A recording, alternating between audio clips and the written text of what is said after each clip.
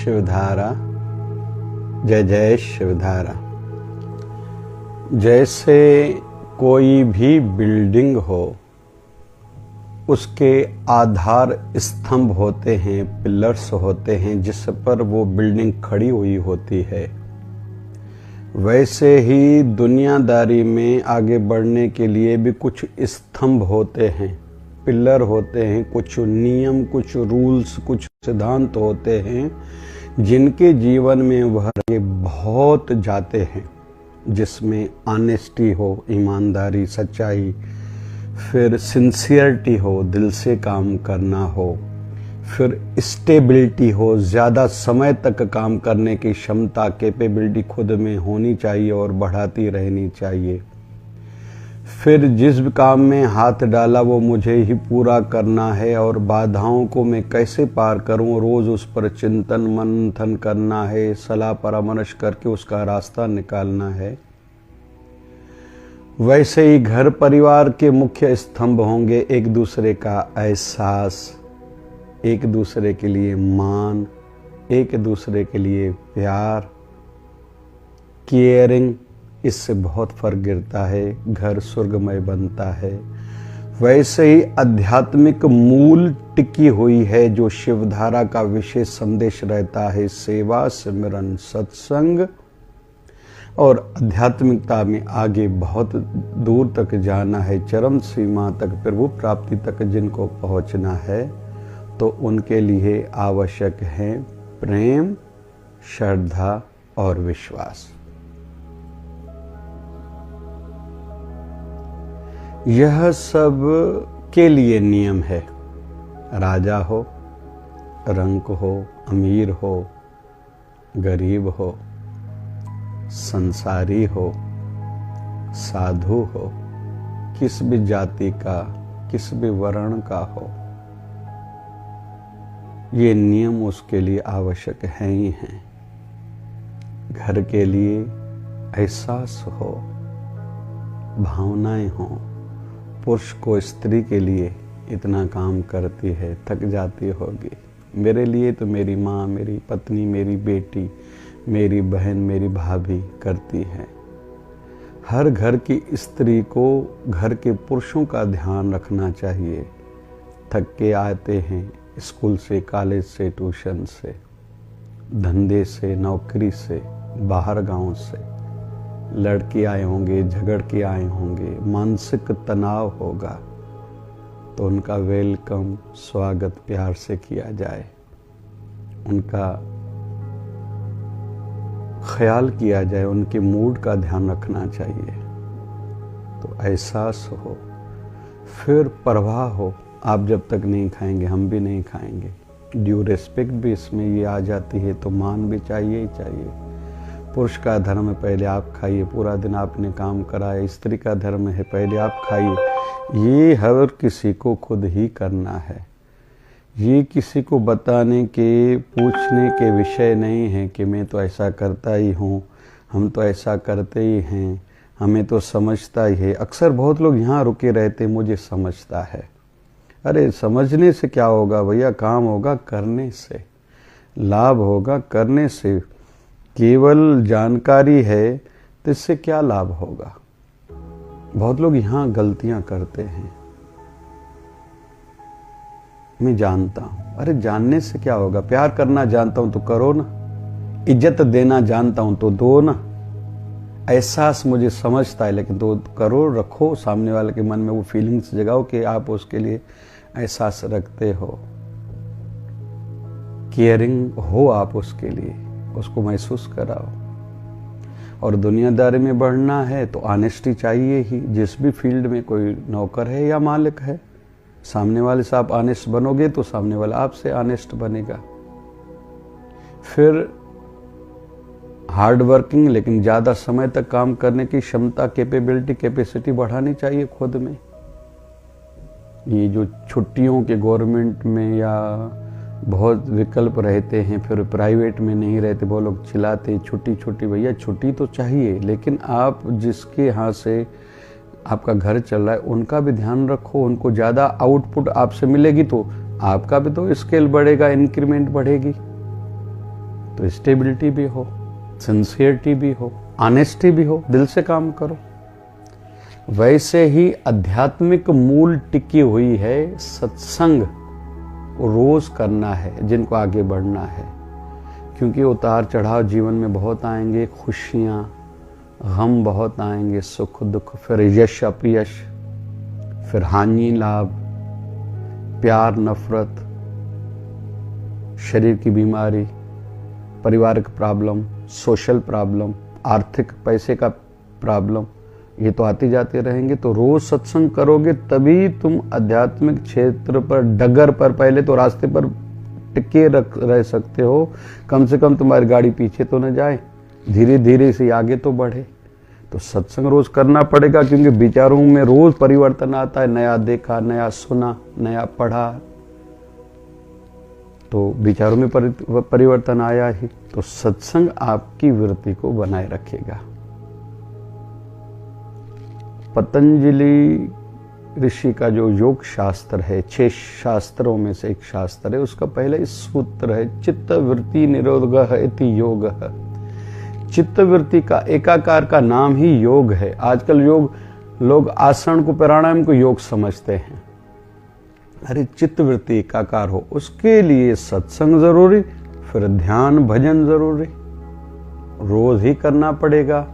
कहीं भी रहते हो, कुछ भी करते हो, परिस्थितियां कैसी भी हैं, तन की शुद्धता किसी कारण से नहीं कर पा रहे तो मन से जुड़ जाओ, ठाकुर जी के नाम में, भगवान के नाम में लग जाओ। आंखें बंद करके अपने इष्ट देव, अपने गुरुदेव की मूर्ति का ध्यान करो। और तीसरा, सेवा भी करो कि जैसे ये फलीपूत तो हो, जैसे खेती के लिए धूप का होना ज़रूरी है, हवा का होना ज़रूरी है, पानी का होना ज़रूरी है, फिर प्रोटेक्शन ज़रूरी है, वैसे ही ये चीज़ें भी उतनी ही ज़रूरी हैं। सेवा रोज़ ही करनी पड़ेगी आपको, तन मन धन की। तो आधार ये है, लेकिन अंदर की यात्रा बढ़ाने के लिए आज का पहला बिंदु है प्रेम। अपने गुरुवर, अपने इष्ट देव के श्री चरणों में प्रेम कभी भी कम न हो, यह हर किसी को खुद ही ध्यान रखना है। ऐसे वातावरण में रहें, ऐसे लोगों के साथ रहें, ऐसा पढ़ें, ऐसा सुने। मैं तो कहता हूँ ईयरफोन तो हर किसी को रखनी चाहिए, समय मिले कान में डाल के वो आप सुनो अपने गुरुदेव के गुरु दरबार से, जो भी ऐसे भजन सत्संग हैं या जो रसिक संत हैं वर्तमान के, जो वर्तमान को लेके आध्यात्मिकता में कैसे बढ़ा जाए सिखा रहे हैं, बता रहे हैं। ऐसा YouTube से, Facebook से खोजो, सुनो, बार बार सुनो कि प्रेम बना रहे। माई मीरा के जीवन में परिवार वालों ने उनको तकलीफ दी थी, ऐसा उल्लेख आता है। वृंदावन के गोस्वामी जी को, महाराज को चिट्ठी लिखी थी, जिसकी ऐसी परिस्थितियां, उनको क्या करना चाहिए। तो वहां से संदेश आया था, जो परिवार वाले भी आध्यात्मिकता में बाधा डालें, रुकावट डालें, उनको शत्रु समझना चाहिए।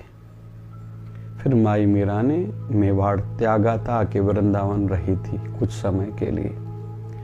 अभी एक हमने विषय सुना, तो अच्छाई के मार्ग में, भक्ति में, आध्यात्मिकता में जितनी रुकावटें हैं, शरीर की तकलीफ, इधर दर्द है, उधर दर्द है, खुजली हो रही, फिर मानसिक, मन नहीं लग रहा, उल्टे भी जा रहा है, फिर बौद्धिक, और ये नहीं इससे अच्छा है तो ये कर लो, फिर पारिवारिक प्रॉब्लम आएंगे, अभी ये ध्यान करेगा, अभी ये सेवा करेगा, ये तो साधु ही बनेगा, इसके साथ रिश्ता कौन करेगा, इसके बच्चों के साथ रिश्ते कौन करेगा, धंधे का क्या होगा, नुकसान ही करेगा, लोग हंसते हैं, तुम्हारे लिए बातें करते हैं। उसी समय अगर हमने कुछ महापुरुषों की जीवन चरित्र या मजबूत सत्संग नहीं सुने हुए होंगे तो कमजोर पड़ जाएंगे, और ये सबके जीवन में आएंगे जरूर। हाँ, किसी के जीवन में शारीरिक ज्यादा, किसी के जीवन में कम, फिर किसी के जीवन में आर्थिक पैसे का ज्यादा, किसी के जीवन में कम, किसी के जीवन में सोशल सामाजिक ज्यादा, किसी के जीवन में कम, लेकिन आएंगे जरूर। अभी सुना हुआ होगा तो उस समय हम ठीक निर्णय डिसीजन लेके आगे बढ़ जाएंगे, नहीं तो बहुत लोग रुक जाते हैं। तो प्रेम मेरा कैसे बना रहे इसका ध्यान भी हर किसी को खुद ही रखना है। फिर श्रद्धा, बहुत लोग संसारियों पर ज्यादा श्रद्धा रखते हैं। व्यवहार जगत में भी श्रद्धा चलती है, लेकिन श्रद्धा तो केवल गुरु और गोविंद के लिए होती है। भाव से हाथ से कुछ प्रसाद बनाना, लेके जाना, श्रृंगार करना, फिर थोड़ी झाड़ू लगाना, ये श्रद्धा में आ जाता है सब। भजन गुनगुनाना, प्रार्थनाएं करना, मतलब रंगे रहना। जैसे माई मीरा ने कहा था ना, शाम पिया मेरी रंग दे चुनरिया, ऐसी रंग दे के रंग नाही छूटे धोबिया, धोए चाहे सारी उमरिया, शाम पिया मोरी रंग दे चुनरिया। तो ये श्रद्धा थी, कुछ भी हो जाए मैं रंगा ही रहूं। और तीसरा विषय है आज का बिंदु मुख्य आध्यात्मिकता का, जो अंदर की यात्रा जिनको बढ़ानी है, वो है विश्वास। कुछ भी हो जाए अपने विश्वास को कमजोर होने न दें। लेकिन प्रभु ने रचना ऐसी करी है कि स्कूल कॉलेज में साल में 1 या 2 बार पेपर होते, एग्जाम होता है, लेकिन यहां तो कदम कदम पर परीक्षा है।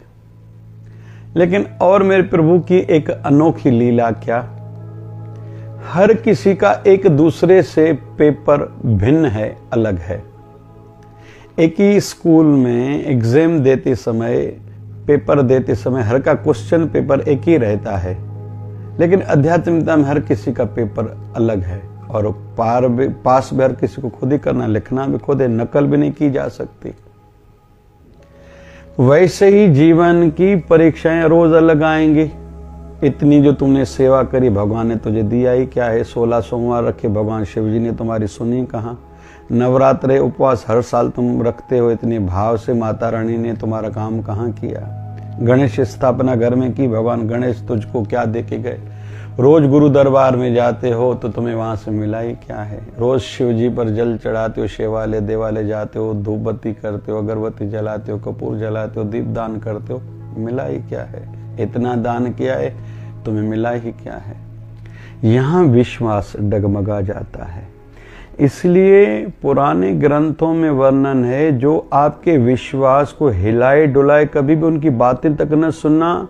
हो सके तो भाग जाओ, हो सके तो उनसे बात नहीं कर, हो सके तो उंगलियों में नहीं तो भी कान में उंगली डालो कि वो तुम्हारे मन तक अक्षर ना पहुंचे, कहीं विश्वास न कमजोर हो जाए।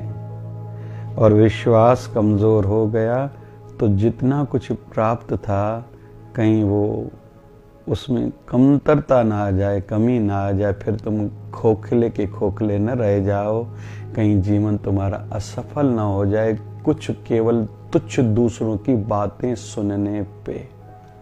और ये मन भी कभी कभी ऐसा फिर कहता है, हाँ मुझे मिला ही क्या है, मैंने पाया ही क्या है। लेकिन विश्वास होगा ना, नहीं, जितनी मुझे प्राप्ति हुई है, मेरे जैसी कृपा कहाँ दूसरों पर हुई है। मैंने इतना कुछ किया थोड़ी जितनी प्राप्ति हुई है।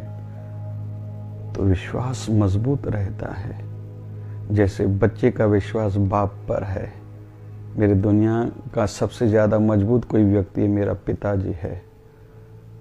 हर बच्ची को माँ पर गर्व रहता है, वैसे ही हर शिष्य का अपने गुरु पर उतना ही अटूट विश्वास होना चाहिए।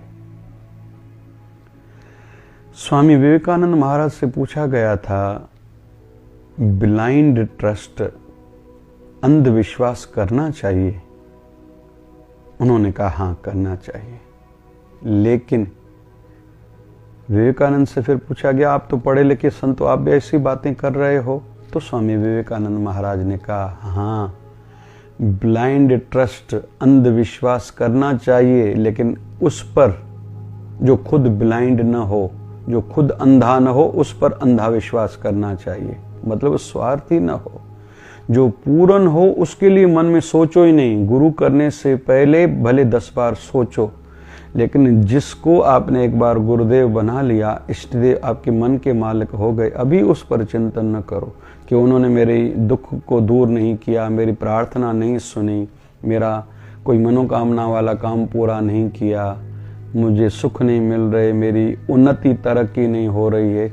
इस पर अपने विश्वास को आधारित न बनाओ। ये तो भाव का विषय है। माँ बच्चे से ज्यादा अपेक्षा थोड़ी रखती है, पिता ज्यादा अपेक्षा अपने बेटे से थोड़ी रखता है, टीचर की कोई ज्यादा अपेक्षा थोड़ी है कि मुझे स्टूडेंट से ये चाहिए। वैसे ही भक्त को अपने गुरुदेव, अपने इष्टदेव के लिए ज्यादा आशाओं पर आधारित विश्वास न रखना चाहिए।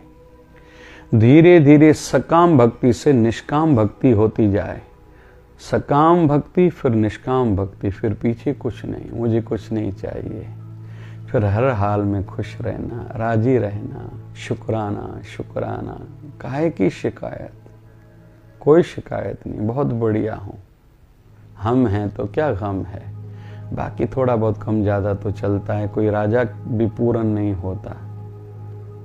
तो जिनके जीवन में विश्वास होगा वो आध्यात्मिक उन्नति शीघ्रता से करता जाएगा।